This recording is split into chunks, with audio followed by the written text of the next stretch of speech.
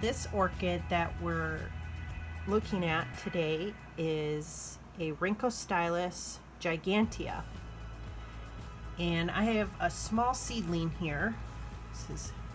This is how small it is right now. Here's my hand, and this is the spotted red version, and I'll put a picture up as to what I hope it will grow into and what the blooms will look like when it is blooming size, which will probably take at least several years.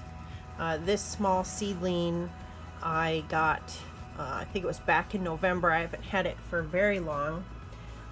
It's a healthy little seedling, and has these wonderful jagged leaves. I love that feature about this. You can see the little nook or cragginess on the end of the leaf there, and it has a pretty good root system. I potted it up. It came in sphagnum moss, and I pretty much kept it in sphagnum moss and added some little small bark chips, and I keep it not super moist. It mostly gets dry between waterings. Right now in winter, I'm really only watering it once a week. Give it a quick drink, and it dries out fairly well. Come summertime, it's gonna probably need more watering, at least twice a week.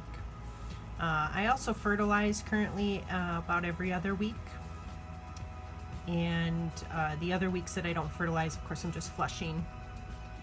And it's sitting in my southern window and seems to be doing okay so far. I'm keeping it with my other Vandas. If you've seen my video as to my eastern, southeastern, and south windows, I had my Vanda type orchids all in my eastern window. Well, I've moved them now to the southern exposure. So I guess since I got this, it was growing in the eastern sunlight, and now it's in the southern sunlight. And it maybe gets a little bit of direct sunlight early in the morning, but then it's just super bright, diffused light throughout the rest of the day.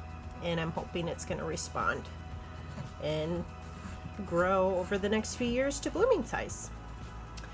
So a little bit of information I looked up on this orchid. I'll be brief, as I do not have very much experience, but it's also called the foxtail orchid. They are from, let's see, they're native to Myanmar, Thailand, Malaysia, Laos, Cambodia, Vietnam, China, Borneo, and Indonesia. And they are definitely a warm to hot growing type orchid. They do not like to be cold. They can grow pretty big, so they can grow up to 2 feet tall, and each of their leaves can actually grow to a span of about a foot each, so about 2 feet wide even. So it can be a pretty large size when it starts reaching maturity.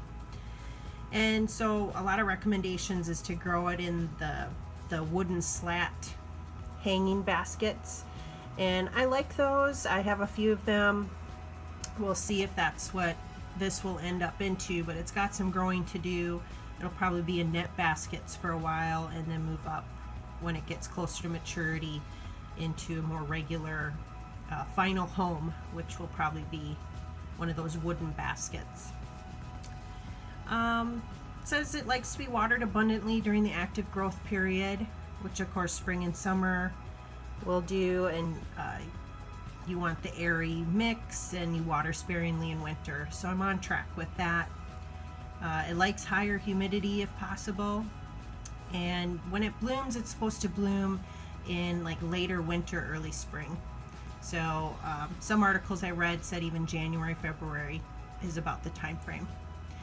So I really hope this will do well in my care, and once again, I'm super excited about being part of this care collab, and hope to be a part of more of them.